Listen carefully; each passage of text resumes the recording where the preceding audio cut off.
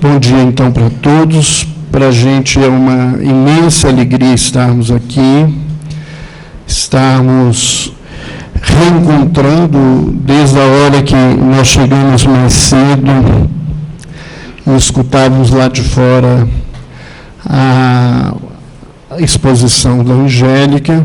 Nós tivemos a oportunidade de rever muitos companheiros, alguns que eu não via já há alguns anos, que participaram conosco dos primeiros encontros de carnaval em Belo Horizonte.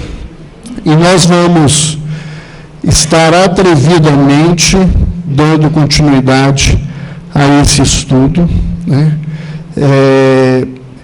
Falar sobre Paulo é um grande desafio, ao mesmo tempo que acredito que é um grande presente para o espírito da gente, para que a gente possa se renovar também. Mas eu falo que é um grande desafio porque, da mesma forma que muitas vezes nós falamos de maneira encantada da figura do Cristo, sem uma compreensão profunda, real, do papel e da missão deste que se fez o Cordeiro de Deus na terra, eu acho que nós nos encantamos com a figura do apóstolo Paulo, sem muitas vezes conseguir apreender o todo deste trabalho e apreender o grande papel dele dentro de todo o trabalho que se segue após o retorno ao mundo espiritual do Mestre Jesus. Dentro de um ponto de vista teórico e talvez até filosófico, Paulo é o grande iniciante do cristianismo, já que Jesus, no seu exemplo, na sua postura, ele não se ocupou a momento nenhum em fazer esses registros que, a partir do papel e da postura de Paulo, fazem com que nós consigamos ter hoje um apanhado melhor, uma visão melhor de tudo aquilo que Jesus deixou para todos nós. Paulo é uma criatura que nós vamos sempre falar e vamos sempre estar precisando repensar em tudo aquilo que ele escreveu.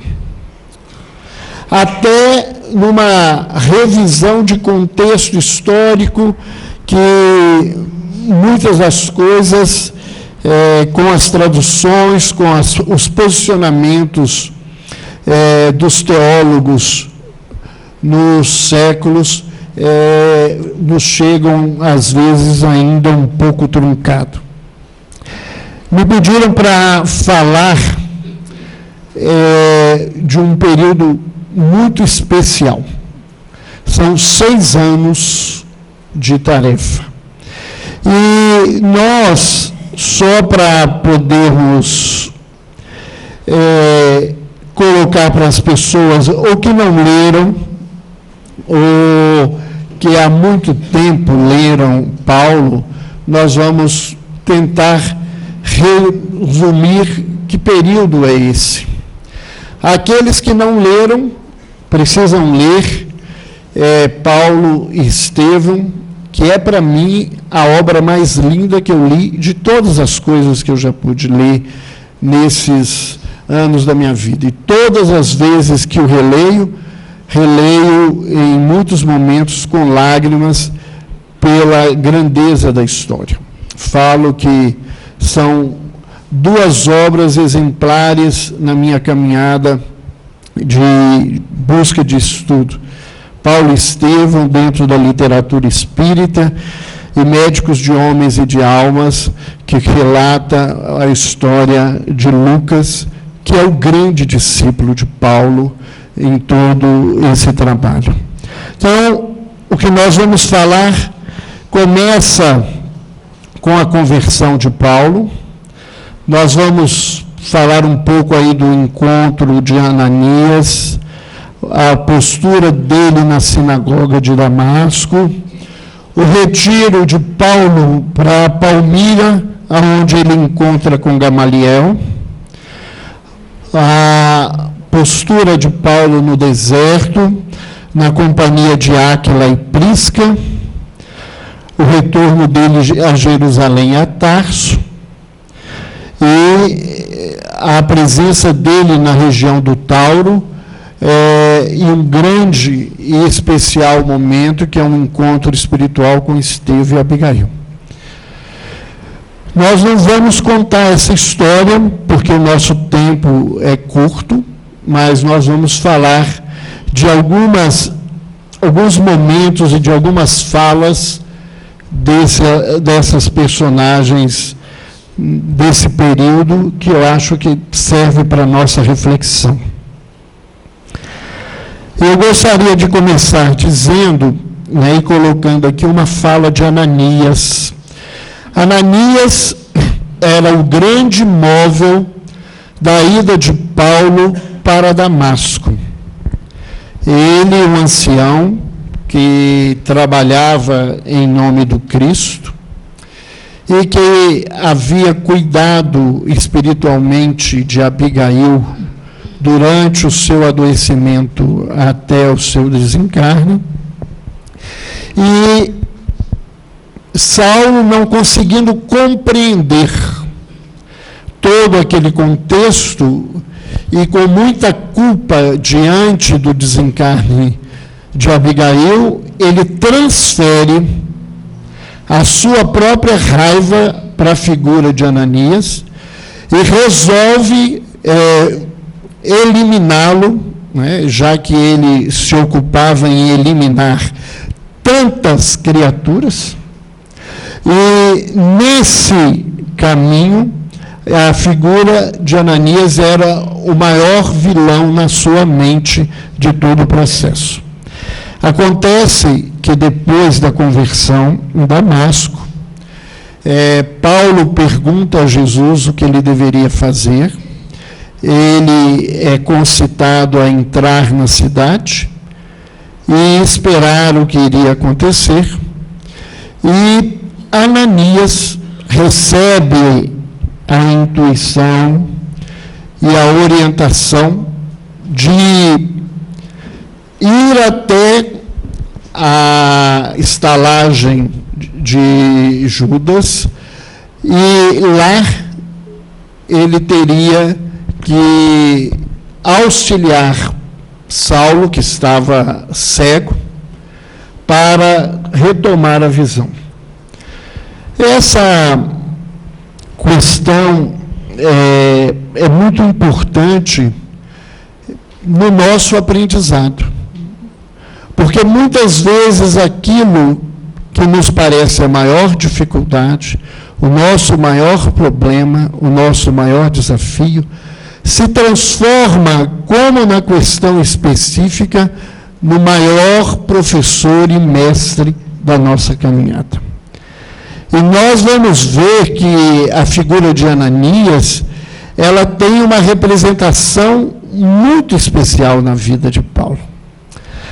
Paulo retoma a visão em Damasco sob a ajuda de Ananias. E posteriormente à sua desencarnação, novamente sem enxergar, ele recebe a visita de Ananias e mais uma vez recobra a visão e parte na companhia dele para encontros maiores no mundo espiritual. Ananias então fala a Paulo: irmão Saulo, o Senhor que te apareceu no caminho enviou-me a esta casa para que tornes a ver e recebas a iluminação do Espírito Santo. Uma frase singela e objetiva, uma informação aparentemente simples. Mas antes e acima de tudo, era uma confirmação para Saulo. Porque a não ser aqueles que o seguiam na viagem e que acharam que ele tinha adoecido, e o amigo dele, que acreditava que ele estava louco, perturbado, ninguém mais, nem o dono da estalagem, ele sabia o que havia acontecido com Saulo. Então, esse primeiro momento, o Senhor que te apareceu no caminho, era para Saulo uma confirmação daquilo tudo que Jesus havia lhe pedido, que ele fosse e aguardasse, porque a ajuda lhe aconteceria. E o convite, de Ananias a ele é para que ele torne a vir. E nós vamos constantemente sermos convidados a ter uma nova visão da vida. Angélica falava da questão que o fim não é o término, o fim, ele fala de uma meta. E a nossa caminhada são conquistas de objetivos e metas que vão ser sempre ampliadas. E nós precisamos ampliar a nossa visão. Às vezes, a gente chega num determinado momento da caminhada que a gente acredita que viu tudo, que sabe tudo e que não precisa de nada. Muitas são as pessoas que param de ler, de estudar, que passam a ter um ritual de ir e fazer atos dentro da casa espírita e voltam para casa num automatismo, porque não se permitem a lembrar que a gente precisa ampliar a visão da gente. Como eu vejo a vida hoje, não é como eu vou ter que ver a vida amanhã. Basta cada um de nós nos lembrarmos da leitura de qualquer livro. Você pega um livro, eu me lembro há muitos anos de acontecer isso, eu retomei para ler Nosso Lar, e eu achava que eu não devia ter lido aquele livro, porque quando eu fui lendo, eu fui vendo coisas que eu não tinha visto na primeira leitura. Porque eu não tinha olhar, eu não tinha conseguido, naquele momento, essa iluminação que vai sempre ser presente nas nossas vidas, quando a gente se dispuser a cumprir aquilo que a lei nos propõe na caminhada. Então, nós precisamos ampliar essa visão. Como, por exemplo, ampliar por que a gente está aqui. Por que nós, nesse momento, nesse instante, no meio de um feriado, nos colocamos num lugar desse? É para ocupar tempo, porque a gente não tem mais o que fazer? É para enchermos de conhecimentos acerca de Paulo, porque ele nos encanta e o livro faz com que a gente tenha momentos de uma vivência espiritual diferente? Não, nós estamos aqui para tornar a ver de uma maneira diferente. Entender talvez aquilo que em 1980 nós escutávamos de Divaldo no Rio de Janeiro, dizendo ao grupo de jovens que participavam da primeira confraternização de mocidades espíritas do estado do Rio de Janeiro, que Joana de Ângeles estava pedindo que ele dissesse a todos nós que a gente não deixasse que esses encontros morressem, para que se fizesse luz nas trevas do carnaval. Para que a gente possa entender que cada um de nós aqui, por mais tênue que somos velas para melhorarmos as vibrações daquilo que Humberto de Campos denomina ser o carnaval no Brasil, uma maçã podre numa cesta com frutas boas, né? Dentro da perspectiva espiritual, e nós sabemos que isso é verdade, sem ter nenhuma ocupação de criticar as pessoas que optam pelo carnaval, mas pela realidade espiritual do carnaval na vida de todos nós. Então, na continuidade dessa conversa, em certo momento, Paulo faz um insight, uma reflexão daquilo tudo, e ele diz assim: se vos algemasse na minha ignorância, levar-vos-ia ao tormento e à morte. Salvando-me do pecado, me transformaste em escravo, voluntário e feliz. A mudança de movimento. O movimento que Saulo fazia até então era um movimento de escravizar o outro, de exigir do outro que fizesse aquilo que ele gostaria que as pessoas fizessem, ou aquilo que ele acreditava. E nós não podemos nos esquecer que, embora ele coloque isso de uma forma muito negativa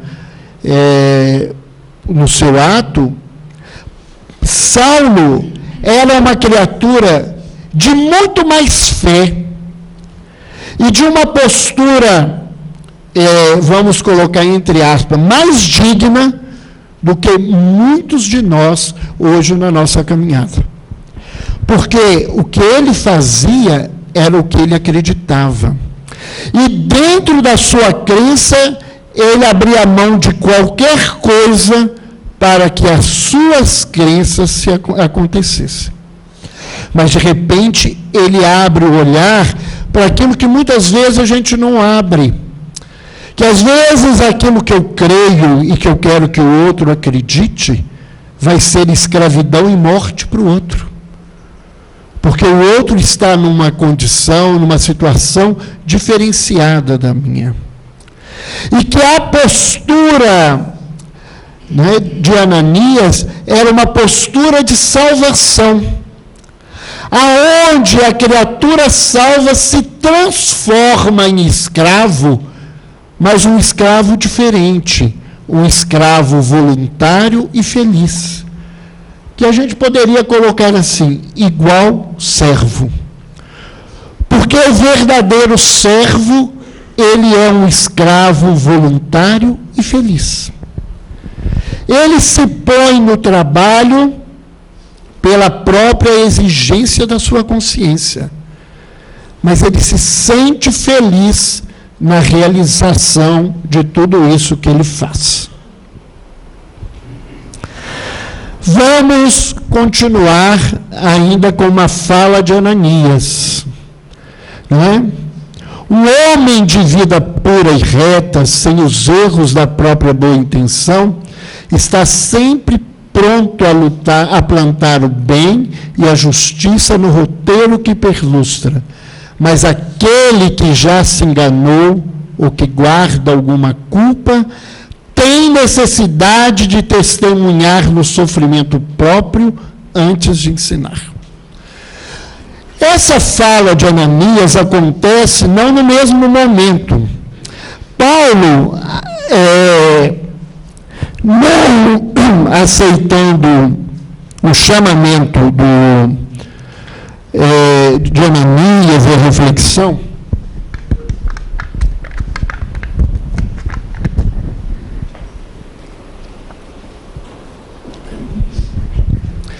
desculpe aí, mas depois da cirurgia da tireoide, a voz nunca mais foi a mesma, né?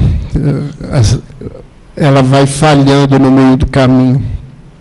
Mas o que ele não tinha escutado ninguém e achou que a autoridade dele permitiria que ele entrasse na sinagoga e falasse de Jesus, e que como ele era quem ele acreditava ser o referencial, todo mundo ia bater palma e ia acreditar nas coisas que ele fez.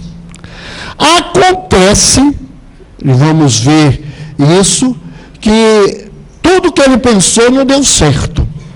Se não tivesse um ancião mais habilidoso naquele momento, ele já tinha começado a ganhar pedrada naquele dia. Porque pedradas ele vai ganhar na caminhada dele muitas vezes.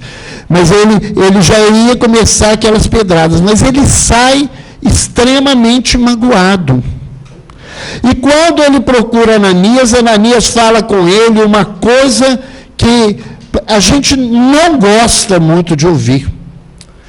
Se a gente tem culpa no cartório, se nós somos criaturas, que a nossa história não é uma história feliz, e todos nós aqui estamos nesse contexto, porque senão não estávamos aqui.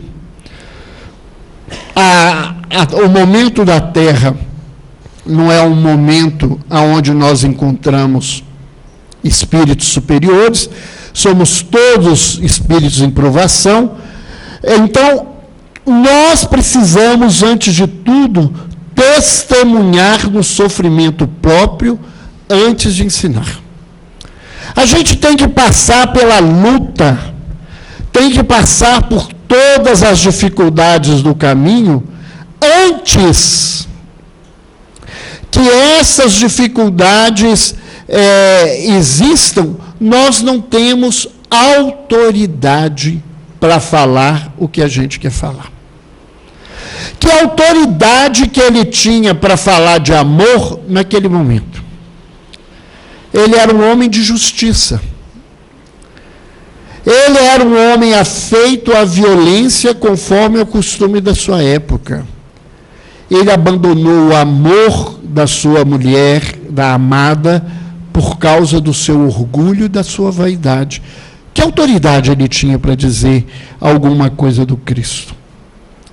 Diferentemente de tempos depois, quando uma criatura, querendo fazer como ele, né, se dirige a um espírito e o espírito diz: eu conheço Jesus e o Paulo de quem falas, mas quem vós sois? É isso que Ananias diz. Será que nós temos a autoridade que a gente fica querendo passar para as criaturas na nossa caminhada? Será que nós damos realmente o nosso testemunho de não sermos mais vaidosos, não sermos orgulhosos, de sermos criaturas persistentes no bem, que agimos em nome do amor na nossa vida? Se não, a gente precisa ainda comer muita poeira no chão da vida e passar por muitas lutas para ter a autoridade de ensinar. A nossa caminhada é extremamente complicada. Nós somos criaturas com muitas complicações. Estudando essa fala, eu me lembrava de uma outra colocação de Emmanuel, quando ele, falando sobre o pedido que há muito tempo ele recebia através do médium das pessoas para escrever sobre sexualidade, e ele disse que até então aquilo não era possível, porque na Terra não há professores para tal assunto. Só que, apesar de não ter professores, nós acreditamos que somos autodidatas, e a gente joga pedra no telhado de todo mundo, esquecendo que o nosso telhado é de vidro. Continuando, né? Nós colocamos aqui uma fala de Emmanuel, que é os pensamentos de Paulo ao observar a comunidade aonde Ananias estava. E eu gostaria de refletir isso para os nossos dias. E Paulo pensava, então, nas genuínas comunidades do Cristo, a amizade era diferente de tudo que lhe dava expressão nos agrupamentos mundanos. Será que é assim nos nossos grupos, nas casas onde nós participamos? E ele, na continuidade, ele diz assim: havia um cunho divino de confiança, como se os compromissos tivessem um ascendente divino.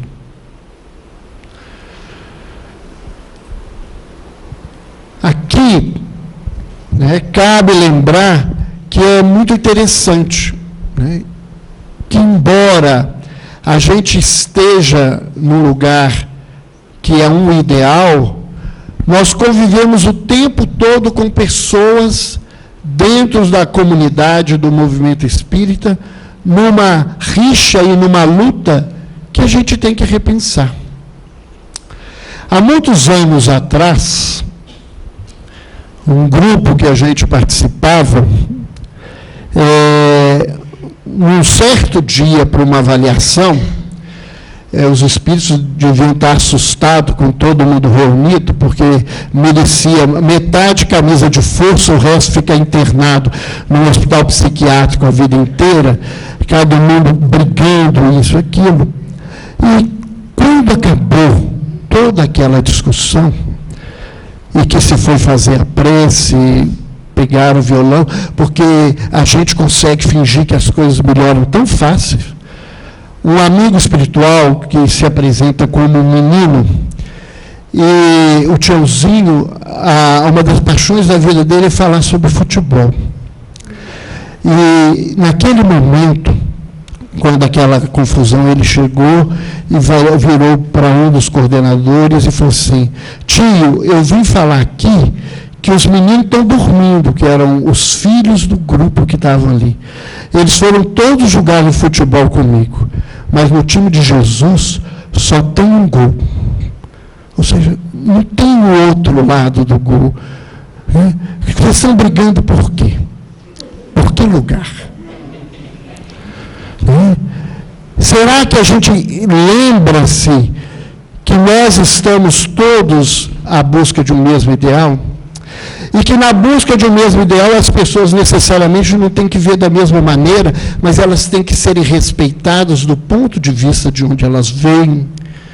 Em vez de a gente achar que está contra, mas ela está observando de um ponto que não é o ponto que eu consigo ver ou apreender na minha vida.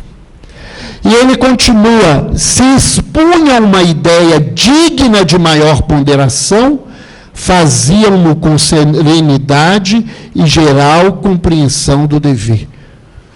Fica aí essa pergunta: será que é assim que a gente fala quando a gente sabe que a coisa vai dar briga, confusão, que a discórdia da visão de cada um?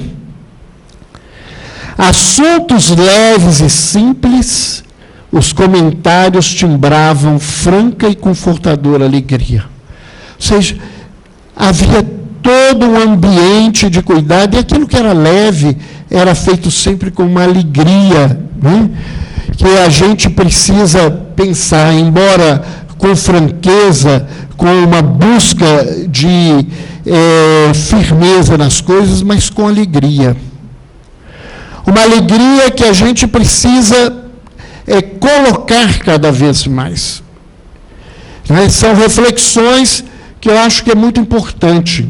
Às vezes eu falo muito desse problema da alegria.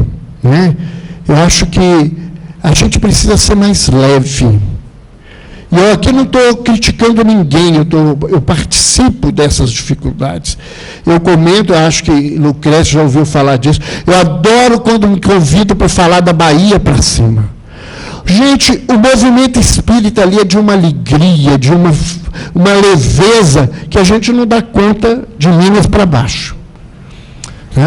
É uma coisa pesada. Às vezes a gente está falando na casa espírita, e conforme o horário, eles me botam muito para falar depois do almoço. Eu não sei porque a minha voz vai em cima de alguém, acorda, né? Mas tem hora que depois do almoço todo mundo vai cansando de ouvir, e aí você tem que contar uma historinha, uma piadinha para acordar alguém, né? E às vezes todo mundo ri, o dirigente da casa está com a cara ruim. Eu falo assim, gente, o que é isso? Será que eu falei alguma bobagem, algum palavrão que não podia falar? Porque são pessoas que não dão conta de viver com essa alegria. Emmanuel, numa página linda do livro Roteiro, quando ele começa a te falar de Evangelho, a primeira página chama Evangelho e Alegria. E ele diz que Jesus começou o seu messianato numa bodas, porque ele queria que se deixasse ao mundo que a mensagem do Evangelho, ela é uma mensagem de alegria. Isso é muito importante, né? Que a gente seja leve, sem ser leviano, e que a gente seja alegre, sem ser eufórico, porque a euforia, ela passa do equilíbrio. E ainda ele diz, em nenhum deles notava a preocupação de parecer menos sincero na defesa dos seus pontos de vista. Apesar das dificuldades, né, de se expor quando às vezes são vários pontos de vista, eles eram sinceros, mas tudo isso preso de um sentimento que Emmanuel nos ensina que é fundamental nessa caminhada de renovação. Continuando, né, nós vamos ver Paulo, ainda Saulo, dizendo para a gente, todo trabalho honesto está selado com a bênção de Deus. Trabalhar. Uma palavrinha que a gente fala e que parece até a gente gosta. A nossa cultura não gosta de trabalho. Na vida da gente, a gente acha que trabalho foi feito para pobre e para escravo. Todo mundo trabalha esperando um dia ficar à toa, né? Nós temos a dificuldade de pensar que a grande alegria da vida é poder trabalhar. E qualquer trabalho, ele está selado com a bênção divina. Não tem um trabalho que é melhor do que o outro, que é maior do que o outro. E ele diz, aprenderei de novo o caminho da vida. Ele sabe que ele está recomeçando as coisas. E não há vergonha nenhuma da gente recomeçar. Só lembrando que a gente não recomeça do zero. A gente recomeça do ponto onde a gente parou. Porque tem muita gente esperando recomeçar do zero. Eu queria começar tudo de novo, sem nada na cabeça. Já pensou que trabalho que ia dar? Não é? Eu iria fazer tudo diferente, como diz o Jorge Luiz Borges, no texto dele, que se ele pudesse recomeçar, ele ia fazer tudo diferente, né? E, sabiamente, o Rubem Alves, comentando o texto, aos 70 anos, ele diz que, se ele tivesse que fazer tudo de novo, ele faria do mesmo jeito, que se ele não tivesse feito daquele jeito, ele não estaria naquele momento ouvindo uma sinfonia de Bach e podendo escrever para as pessoas aquilo que ele estava escrevendo. O nosso passado, gente, não é uma vergonha, o nosso passado é experiência. Por mais erros e por mais quedas que tenham, nós não temos que olhar para o nosso passado com vergonha, nós temos que olhar para o nosso passado como experiência. Não é isto que a doutrina nos pede. De ficar, né, e às vezes esse negócio de ficar falando de vergonha, de culpado, é muito mais vaidade e orgulho do que humildade. Né? Porque a gente se orgulha. Eu fui muito ruim antes, olha que eu sou importante, eu fui muito ruim antes. Né? É igual eu falo, todo mundo quer saber o que foi em outras vidas, mas quer saber se foi rainha, rei, imperador, ou o pior ladrão, ou a pior prostituta, toda gente famosa, ninguém é oculto na história. Ninguém oculta, porque o pior bandido e a pior prostituta também são famosíssimos. Ninguém nunca esqueceu na história. A gente fica nesse lugar de vaidade, né, querendo muitas vezes que os oficinados, ser tão bonzinho aí, você fique lá dentro satisfeito, porque alguém reconheceu a sua grandeza. Encontrarei no ruído do tear os estímulos brandos e amigos do trabalho santificante. Essa é uma das mensagens mais importantes que Paulo nos traz. No momento, na sua escrita, no livro de Atos, ele fala sobre isso, né? Que ele optou por trabalhar, para ter o sustento do seu trabalho, para que a doutrina que ele pregasse fosse livre de qualquer condicionamento humano. Então, é um aprendizado que a gente busca na doutrina, de que a gente não tenha não ofira nenhum tipo de lucro dentro do trabalho que a gente realize, para que a gente seja livre do que fala.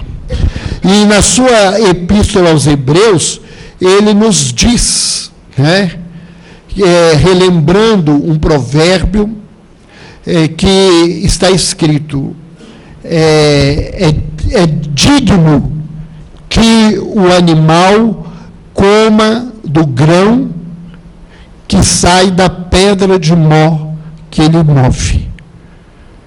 Ou seja, o homem pode receber do trabalho que faz, mas ele continua.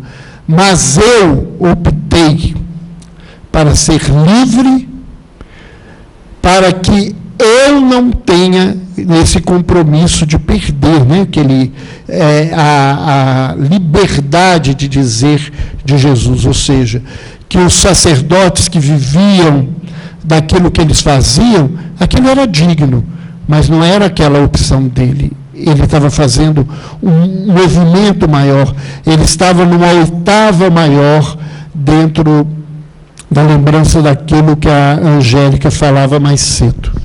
Conviverei com os mais desfavorecidos da sorte, penetrarei mais intimamente nas suas amarguras de cada dia, em contato com as dores alheias, hei de saber dominar meus próprios impulsos inferiores, tornando-me paciente e mais humano. Por que conviver com a dor da vida? Por que conviver com as agruras dos sentimentos e das dores que as pessoas fazem? Com dois objetivos. Primeiro, de aprender a ter paciência, porque ouvir é uma coisa difícil. A gente sabe muito falar, a gente tem muito pouca habilidade de ouvir, né? Então, é a primeira coisa que a gente precisa. E quando a gente começa a ver a dor das pessoas, a gente vai se tornando mais humano. Principalmente se a gente fizer a reflexão real, que a dor do outro, ela passa muitas vezes também como dor nossa, no nosso dia a dia, na nossa caminhada. Continuemos aí nessas colocações, né? Ainda Saulo dizendo: sei que o mestre condenou as contendas e jamais andou entre os discutidores, mas também jamais contemporizou o mal. Então nós não temos que viver brigas.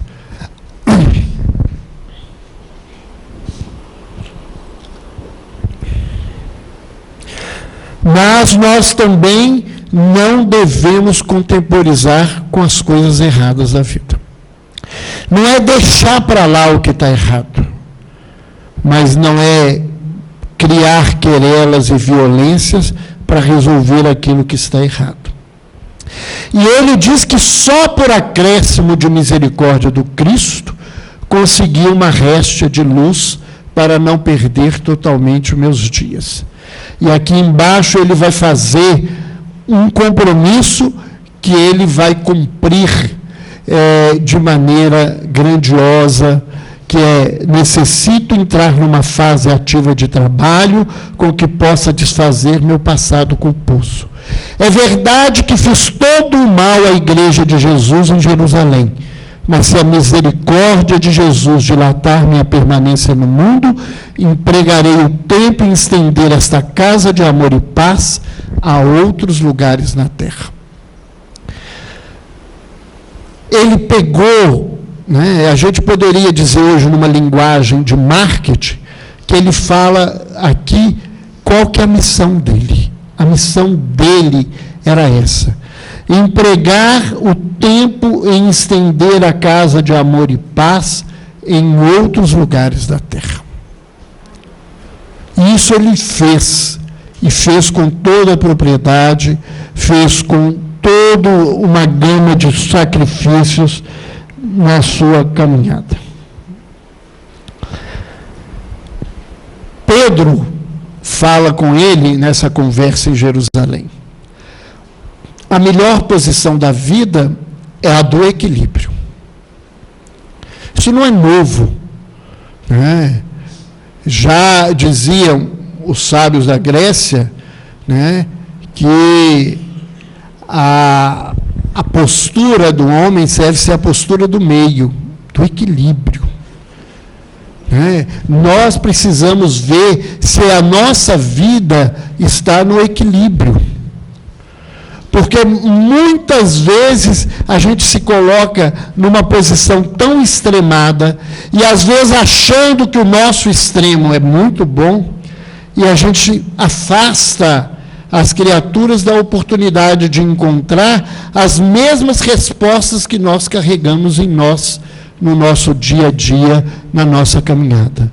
Não é justo desejar fazer nem menos nem mais do que nos compete, mesmo porque o Mestre sentenciou que a cada dia bastam os seus trabalhos. Será que a gente está fazendo o que compete, ou a gente está fazendo menos do que nos compete? Ou pior, que parece que não, mais do que nos compete? Porque tem gente que toma tudo para fazer e não permite que as pessoas aprendam. Então, tem uma figurinha marcada, eles dizem que eu sou perseguidora dessa figurinha na vida, mas elas um dia ainda vão entender por que eu resolvi persegui-la. Chama mãe. Mãe é especialista nisso. Mãe é especialista em fazer o que não lhe compete na vida, né? E depois achar, que aí vocês vão entender que médico, então psiquiatra, tem que resolver o que elas atrapalharam a vida inteira de fazer dos filhos, porque elas passaram a mão na cabeça, elas fizeram o que eles não deviam fazer, elas fizeram por eles, e depois reclamam que eles não fazem nada, né?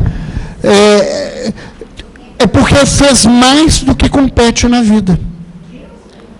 Então, quantas vezes a outra ela viu, ela viu mesmo.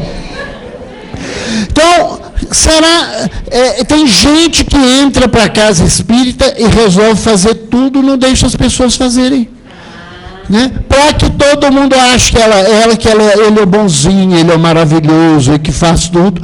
Né? E a gente tem que ter esse cuidado na vida. A gente tem que aprender a dividir, a colocar na mão das pessoas, e mais do que isso, esperar que as pessoas façam no seu tempo. Porque essa última questão aí é um problema da minha vida. Eu às vezes sei falar para os outros fazer. Na hora que demora, eu vou coçando a cabeça, eu falo assim, eu acho que eu vou pegar e fazer. Eu falo assim, olha, depois as mães vão falar assim, você fala e faz igualzinho. Então eu tenho que ficar segurando. Mas, porque não adianta eu dar para o outro e querer que o outro faça. Quando eu faço e como eu faço. Porque isso não existe. Não existe. Né? A gente elege uma diretoria para a casa espírita, mas ela tem que fazer do jeito que eu quero. Eles vão fazer do jeito que eles sabem que podem. Mas não era isso que eu queria, problema seu. Por que você não foi lá e fez? A gente é bom para empurrar cargo, né? A gente não quer as coisas. Por que a gente não fez? É igual na casa. Aqui ninguém faz nada. Mas a casa está toda arrumada. É porque eu fiz sozinha. Então, deixa tudo desarrumado. Deixa sem lavar as roupas se não tem ninguém para ajudar. O dia que não tiver roupa, todo mundo vai falar assim, agora você lava. Porque não tem empregado. Nós precisamos pensar na vida.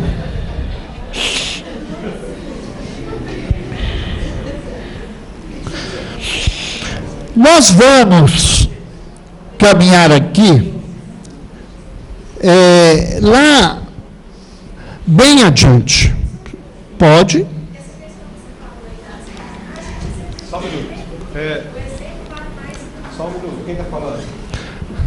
Passa o microfone que nós estamos gravando tudo. Senão a gente perde a... Aí você está querendo falar.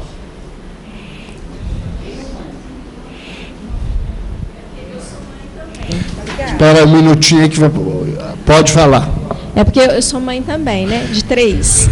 Então, eu tenho 3 filhos adultos. Então, assim, a gente exemplifica o tempo inteiro. Né? Você faz... E a minha briga é exatamente essa que você estava falando, que era de, além de exemplificar, de cobrar. Eu falo, por que só eu que tenho que fazer? Vamos fazer, o convite é todo dia feito, de manhã, de tarde, à noite, só que eles continuam lá. Então, o que eu tenho que fazer? Largar para lá, então? Porque eu exemplifico tanto. Olha, mas deixa eu te falar, você está perdendo tempo, você sabe por quê? Não. Vamos lá. Saber. Estou doida para saber. Eu vou te assustar de novo. Eu te assusto há muitos anos, agora eu vou te assustar mais. A gente tem mania, né? A nossa cultura nos coloca num lugar falso. Isso é a nossa cultura. Que os nossos filhos são nossa responsabilidade até fazer 80, 90 e 100 anos.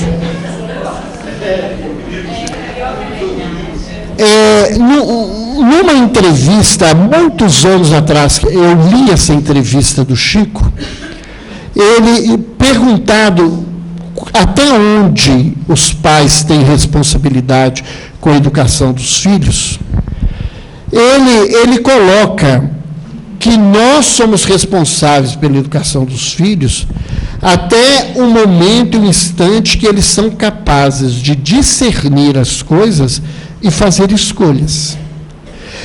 Isto, na nossa sociedade atual, começa no fim da puberdade a partir da adolescência. E eu vejo milhares de mães, principalmente mãe, porque as mães é que assumem esse lugar de cuidar muito mais que os pais. Cada paciente que eu recebo, são 9 mães que levam e um pai que leva. Infelizmente, os homens ainda são muito ausentes nesse processo. Eu vejo as mães chegarem e eu preciso sempre estar trabalhando, porque elas vêm e me perguntam assim, qual que é a minha culpa? Primeiro, porque nós nos especializamos em achar que a gente tem culpa porque o outro não caminha. Eu tenho culpa porque eu não caminho. Eu não sou responsável pelo caminho do outro a partir do momento que ele tem discernimento. Então, nós temos que fazer aquilo que nos compete. E o outro, no momento e no instante da vida, ele vai ter que descobrir isso. Se ele vai descobrir isso hoje, daqui 100 anos, ou daqui 1000 anos, isso não é problema nem nosso. E vou te falar, nem para Deus isso é problema, porque Ele sabe que cada um tem o seu tempo, e o meu tempo é um tempo diferente do outro. Então, nós precisamos nos aliviar, porque muitas vezes a gente assume as coisas, muito mais por essa ideia de culpa, porque eu errei em alguma coisa que eles estão aí. Né? A minha esposa, de vez em quando, fala que os meus filhos não são mal educados, eles são mal aprendidos, eles não aprenderam o que eles receberam, né? Quando fala alguma coisa. Mas nós todos estamos nesse processo. Então, nós temos que ter o cuidado de não ficar assumindo a responsabilidade do outro. Porque, senão, os outros não caminham. Quantas vezes é assim, enquanto família, porque não é só mãe, às vezes é um filho que assume o lugar do pai e da mãe, e aí é muito cômodo para ele que eles não vão fazer nada no lugar, porque existem essas inversões de papel. Quantas vezes no nosso trabalho a gente faz aquilo que não nos compete, e infelizmente se a gente fizesse sem cobrar, mas a gente vai cobrar. Porque esse é, às vezes, o grande problema. Não é eu fazer mais, é eu fazer com sacrifício. É por isso que Jesus retoma uma fala que está no profeta Isaías, que ele diz assim: sacrifício não quero, misericórdia sim. Porque todas as vezes que você pedir alguma coisa para alguém e alguém falar com você, não, eu vou fazer um sacrifício, você agradece. Você não precisa fazer. Porque sacrifício é pior do que juro de caderneta de sistema de financiamento de habitação. Você pede 100 mil, pagou 300 e ainda deve os 100 mil. Então, quando as pessoas fazem para cobrar, elas não estão fazendo no papel cristão. Então, se eu faço e aquilo para mim é tranquilo, não me causa raiva, não me causa rancor, não me faz ficar com mágoa dentro de mim, é muito bom. Mas se eu faço isso para carregar rancor, para carregar as coisas cobrindo o lugar do outro, é preferível que eu não faça. Ah, mas os outros vão chegar em casa e a casa está desarrumada. A casa é de todo mundo. Eu tenho minha obrigação, eu tenho o que eu posso fazer e tenho o que eu não posso. Nós precisamos pensar nisso. Deixa eu só complementar a questão que ela trouxe, que eu acho que isso é muito importante. Porque eu já ouvi esse tipo de colocação. Ou seja, mas se eu não faço, deixo para os outros fazerem, eles não fazem, e eu não consigo conviver com essa bagunça. Então, mas o problema é meu, porque eu não consigo conviver com a bagunça. O problema é meu.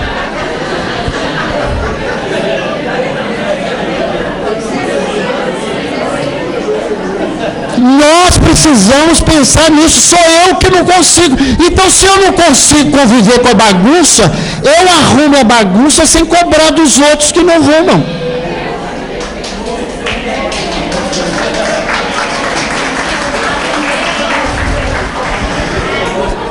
É aquela coisa que eu não consigo ficar nessa reunião porque ela não funciona do jeito que eu quero. Então vai embora, porque eu sou um obsessor dessa reunião. Você está atrapalhando as pessoas. Ah, mas eu sei. Ah, eu sei? Quem diz que você é dono da verdade? As pessoas caminham do jeito que elas não contam. E isso parece uma fala. Jesus, ele fez o trabalho dele.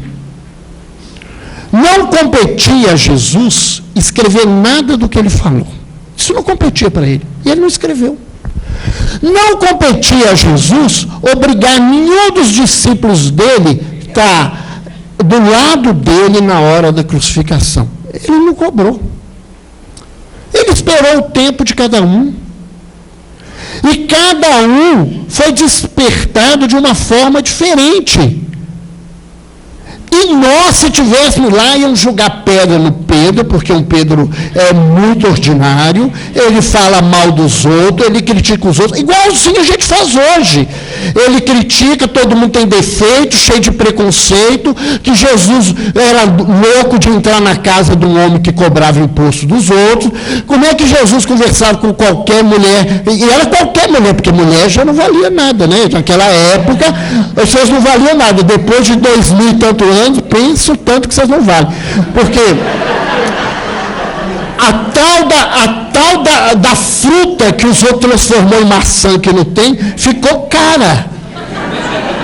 Porque o coitadinho do Adão, ela deve ter aberto a boca dele, enfiado a fruta e espertado para ele comer. Aí o homem não tem culpa de nada, e a mulher ficou carregando esse problema todo. Mas Jesus, ele não fez nada a mais do que o papel dele. Todo o restante do trabalho, por mais que Pedro foi infeliz, por mais que Paulo, que foi chamado posteriormente, foi feliz. Por mais que Tiago parecesse traidor da doutrina de Jesus, porque ele parecia traidor, porque ele fazia tudo que a justiça mandava. Por mais que você visse desse jeito, ele teve nessas figuras, né, toda a estrutura basilar para que o cristianismo pudesse seguir. Então a gente tem que esperar o tempo das pessoas. Se isso me incomoda, que eu faça, mas que eu não cobre do outro, que eu estou fazendo mais porque eu não dou conta da bagunça. E se eu não dou conta de um lugar, que eu não atrapalho o lugar, eu vou para onde eu tiver que caminhar, porque a vida, ela tem inúmeras possibilidades. Ou melhor, infinitas possibilidades.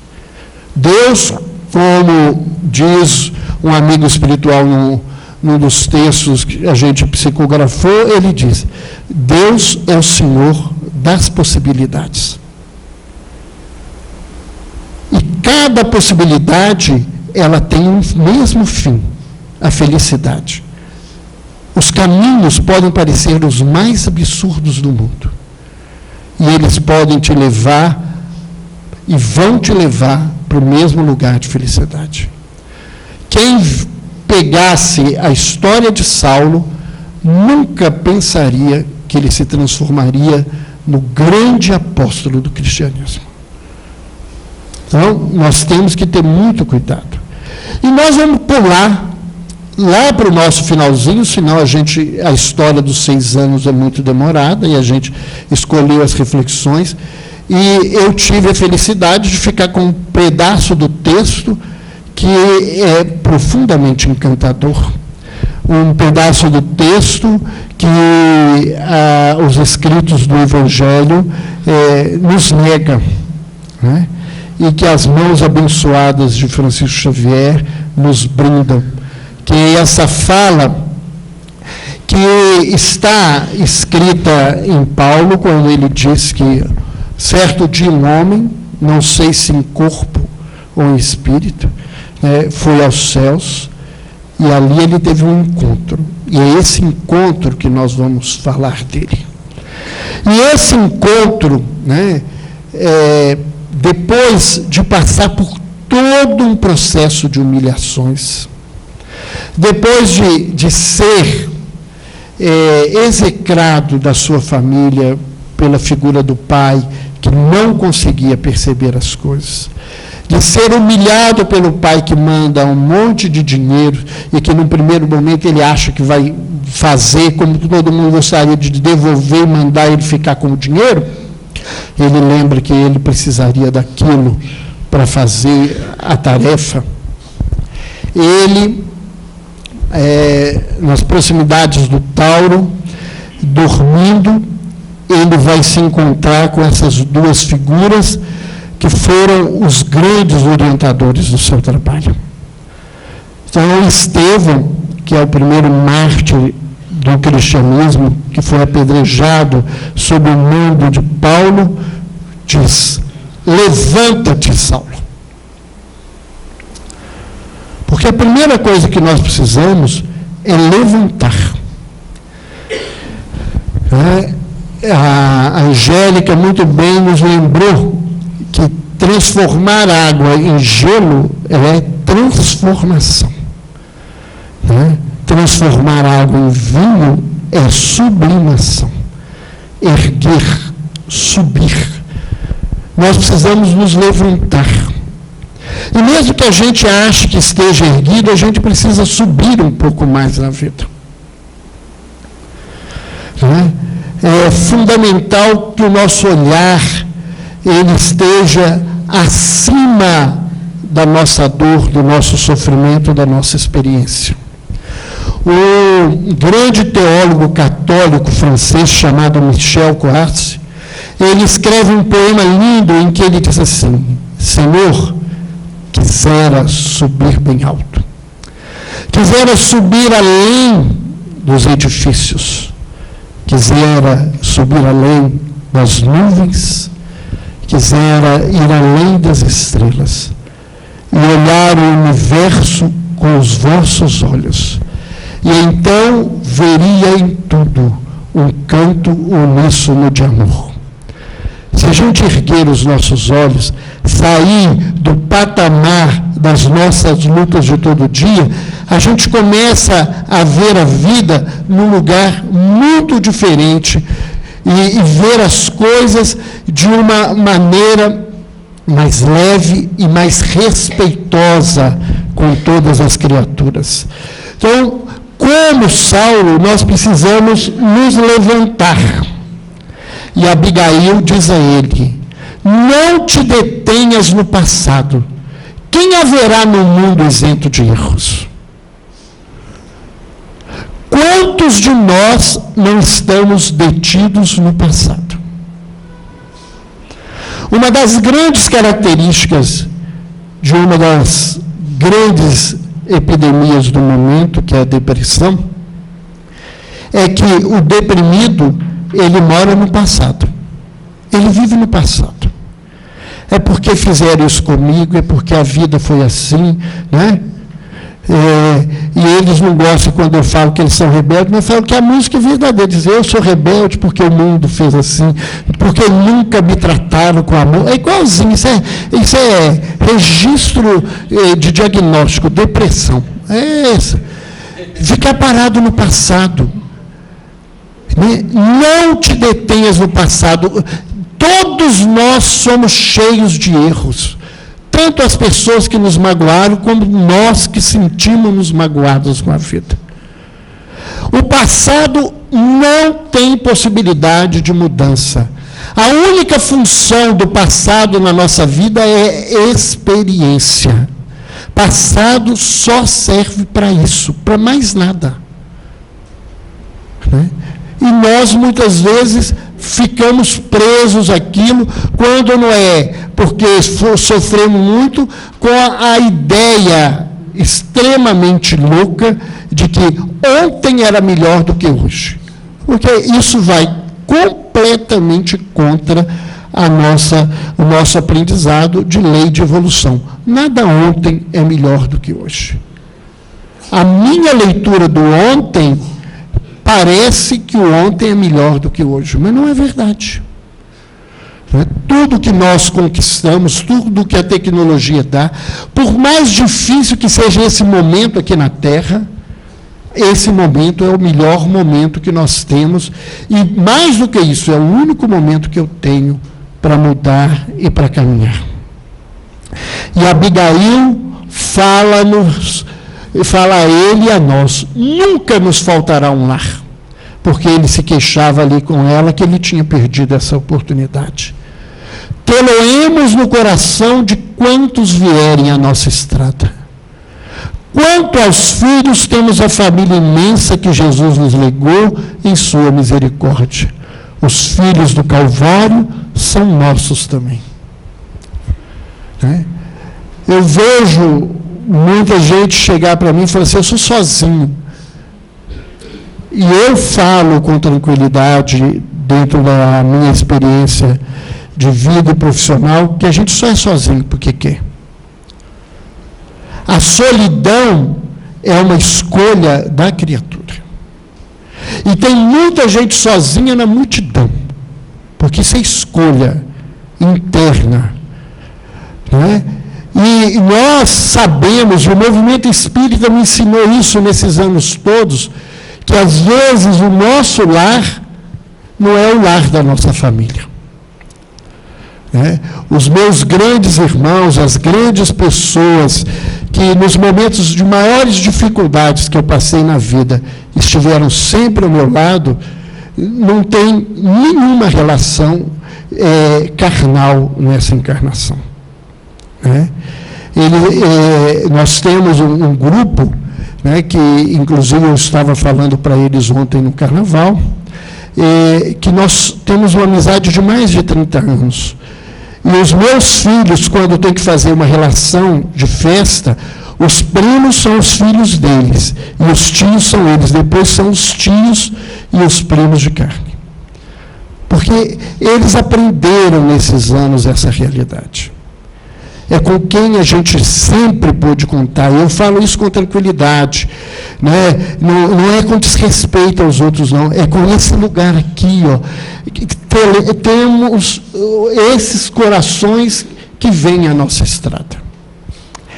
Eu, às vezes, falo com muita emoção, mas uma realidade. O dia que eu fui operado a tireoide, né, que eu estava com câncer, ou melhor, eu tinha um tumor, porque eu nunca tive a doença, eu nunca tive problema.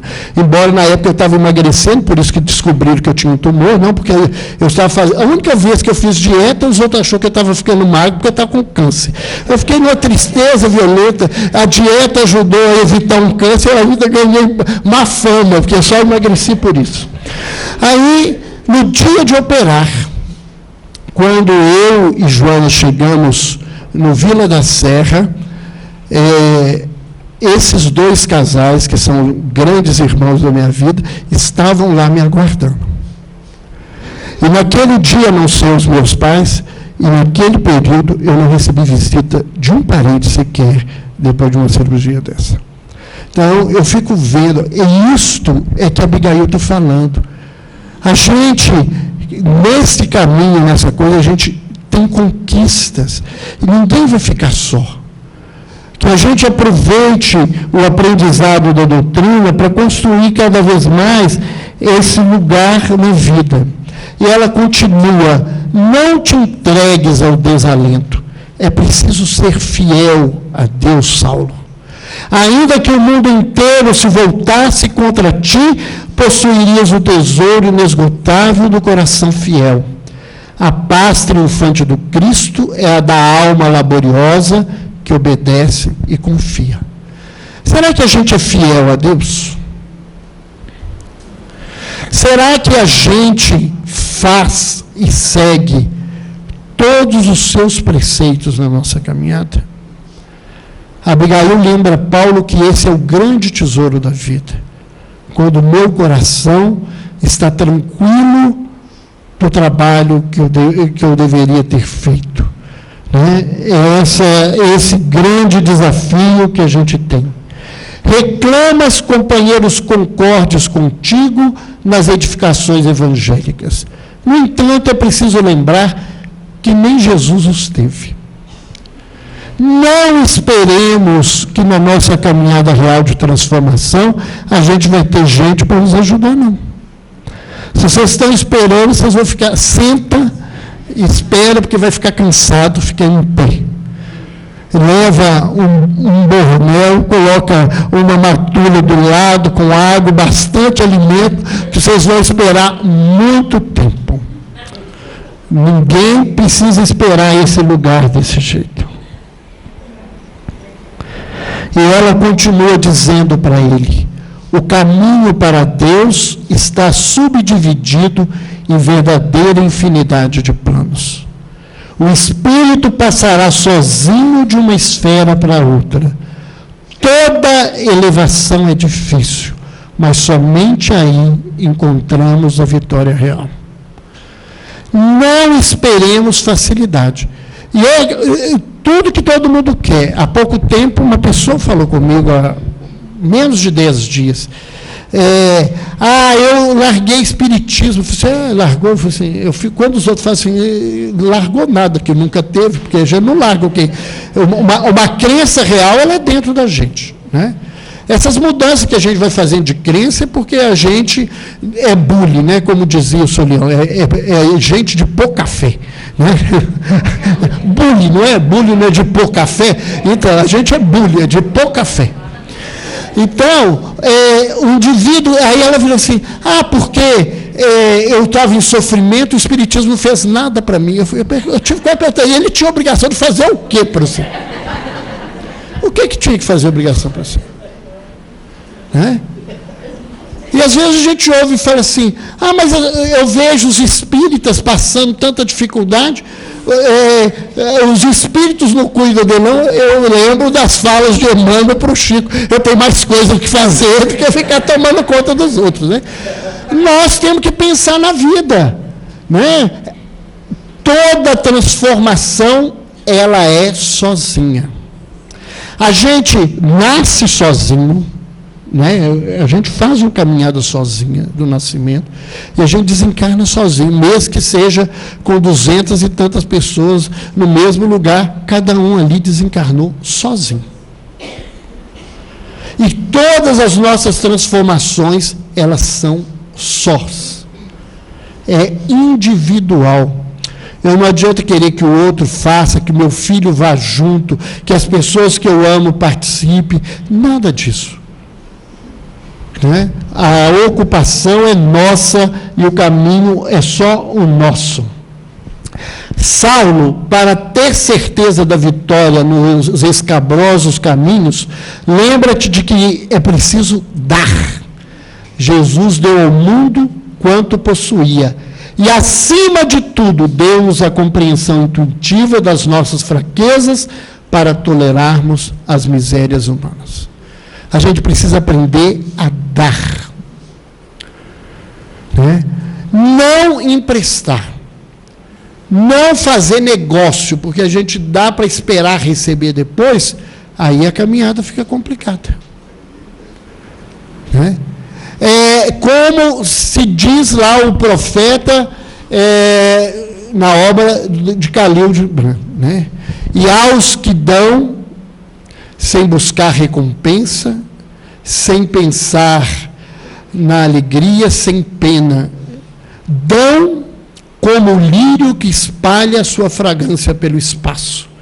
Pelas mãos de tais pessoas, Deus fala, e através dos seus olhos, ele sorri para o mundo. É belo dar quando se é solicitado. É mais belo, porém, dar sem ser solicitado, por haver apenas compreendido. Dai agora, portanto, para que a época da dádiva seja vossa, e não dos vossos herdeiros. Então, nós precisamos aprender a dar, simplesmente por dar, para que nós sejamos esses olhos, essas mãos de Deus na vida das criaturas em sofrimento. Né? Aprender com Jesus a dar sem esperar nenhum tipo de coisa. E aí, Paulo começa as suas perguntas difíceis. Né? Porque se ela falou aquilo tudo, ele diz para ela, como todos nós faríamos, você está dizendo que isso é muito fácil, então como é que eu vou fazer isso? E a primeira pergunta dele é, que fazer para adquirir a compreensão perfeita dos desígnios do Cristo? Como, né, fazer na vida para a gente entender o que o Pai, né, e através da mensagem do Cristo? E Abigail diz, ama. Quem ama está cumprindo os desígnios de Deus. Nós temos um só e grande mandamento: amar a Deus sobre todas as coisas e amar ao próximo como a ti mesmo. Esse, né, na fala do próprio Cristo, resume todos os ensinamentos e profetas. É amar. Se a gente aprender a amar, a gente estará cumprindo os desígnios. Mas quando ela falou isso, ele foi com outra perguntinha, né? Como a gente faria, né? A gente, isso é complicado, né? Amar, a gente sabe realmente o que é amar? Há um poeta americano que diz que depois que a gente fala eu te amo, o segundo não tem mais valor nenhum, porque fica só repetição. Porque a gente não sabe verdadeiramente o que é isso. Como fazer para que a alma alcançasse tão elevada expressão de esforço com Jesus Cristo? Né? Como fazer para que eu consiga agir como Cristo me ensinou? E ela diz, trabalha.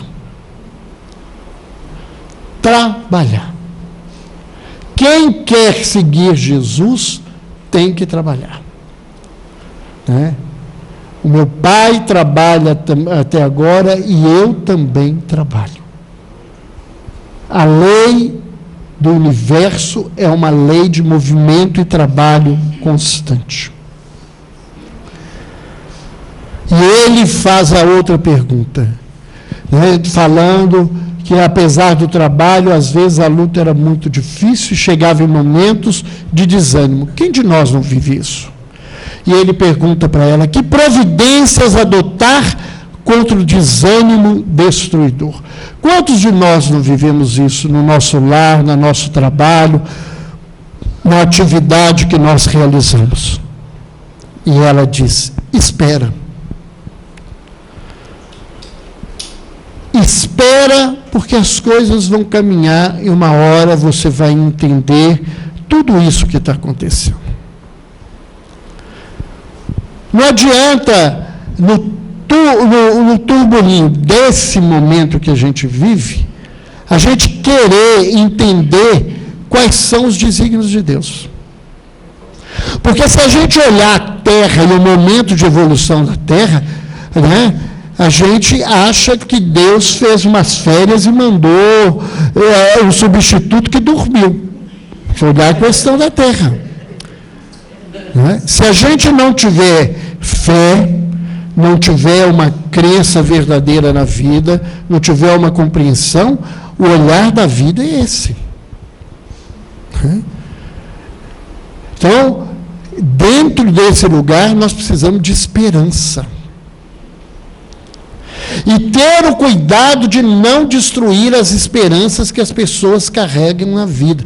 Porque tem gente que entra em desespero e não fica satisfeito, ele desespera o mundo. Ele destrói a esperança que o outro tem. E às vezes nós temos que respeitar as crenças dos outros, por mais absurdas que sejam, que às vezes é aquilo que segura a criatura. Ah, mas aquilo não é verdade para você. Você sabe lá o que é verdade? Pilatos perguntou a Jesus o que é verdade e recebeu como resposta o silêncio. Porque nós não sabemos o que é verdade. Tem gente que fala assim: a verdade é a doutrina espírita. A doutrina espírita não é algo terminado, é um trabalho processual. À medida em que nós formos nos progredindo intelectualmente e moralmente, vai se ampliar as nossas visões. Como é que nós falamos de verdade? A gente fala de verdade igual fala de amor. Será que a gente sabe o que é amor mesmo? Que a maioria das vezes o nosso amor é posse, né? Muitas vezes o nosso amor, ele é, na verdade, uma expressão diferente do egoísmo. E a gente vai falar de verdade. O que é verdade? Vejo, às vezes, algumas pessoas do próprio movimento discutindo esses temas que se escolhe para criar problema, né? É quem passou reencarnação, discutindo se Jesus ria porque só estava escrito lá que ele chorou, fica nessa mesma discussão. Então, assim, o homem tem 3 corpos, 7 corpos, 9 corpos. Você não sabe nem o que você está aqui, que você está querendo definir aonde estão as coisas. Nenhum de nós, olha, eu vou falar assim, nenhum de nós, não é de cá não, a turma de lá sabe quantos corpos tem a coisa. Né? E quando me perguntam ultimamente, para não entrar nessa confusão, eu viro assim: olha, Kardec sabiamente escreveu na Gênesis, o perispírito é como uma cebola, tem várias cascas. Quantas são? Que nome tem? Vocês podem escolher, se chama A, B, C, D. Eu chamo A, B, C, D para ensinar para os outros, mas se os outros falarem que eu estou falando bobagem, ele arruma uma coisa melhor, não vai me ofender. Pelo menos isso eu aprendi na vida. Os outros não concordam, não precisa concordar. Né? E eu tenho tentado aprender uma coisa que para mim é muito mais difícil, respeitar que os outros têm a ideia que eles têm. Cada um está no lugar dele. Cada um faz da sua forma, no seu lugar. Não adianta eu querer, porque eu não sou capaz de fazer tudo, não sou capaz de resolver tudo. É muito difícil para mim, mas eu tenho tentado aprender. Eu tenho tentado aprender a esperar. Se tem um lugar que faz a gente aprender a esperar na vida, é trabalhar com gente, né? E eu trabalho com gente o dia inteiro na minha vida. Né? Porque não adianta eu querer que as pessoas mudem. Elas não vão mudar quando eu quero. né? E eu sei que muita gente que está na minha mão vai mudar, né? Muito tempo depois, talvez nós não vamos nem nos encontrar mais na vida. Isso me lembra muito a fala do Carlos, que é um dos orientadores nossos, quando o grupo começou no hospital em 79. Ele virou e falou assim: nós estamos convidando vocês para limparem o terreno. Limpar. Ninguém diz que vocês vão arar o terreno. E nem tentem pensar que vocês estão jogando as sementes. A grande maioria das pessoas que passam daqui estão muito longe. E o desafio é aprender com a limpada. Se vocês aprenderem, vocês vão estar melhorando das doenças que vivem. Uma preta velha, certa feita, perguntou ao Jaime numa reunião qual que era a diferença do psiquiatra para o louco, o doente mental. E existe uma piadinha no hospital que a gente tem a chave. Eu tenho mesmo, olha, que eu estou aqui com ela. Quem trabalha no hospital, eu ando com ela todo lado, tem medo uma hora entrar lá, sem chave, eles não deixam sair. Aí, eu tenho medo danado disso. Aí, o que acontece, que o Jair achou que ela estava brincando, fazendo, e virou para ele, ela falou assim: é porque a gente tem a chave. Ela falou assim: não, meu filho, é porque vocês já levantaram os olhos para os céus. Estão no mesmo patamar, na mesma luta. Só o olhar é que mudou. Então, a gente aprende a esperar que as pessoas não mudam quando a gente quer. E a única pessoa que eu posso mudar na vida sou eu mesmo. Mas ele não ficou satisfeito e pergunta, uma das perguntas mais lindas dessas 4. Como conciliar as grandiosas lições do Evangelho com a indiferença dos homens? Como conciliar tudo isso que eu faço e eu não tenho a retribuição de fazer, exemplificar e auxílio, continuar fazendo tudo errado, quando eu trabalho e as coisas não são feitas dentro daquilo que eu exemplifico? E ela responde: perdoa. Perdoar. Uma palavrinha que vem do latim perdonare, dar além. Dar ao outro aquilo que o outro não consegue te dar.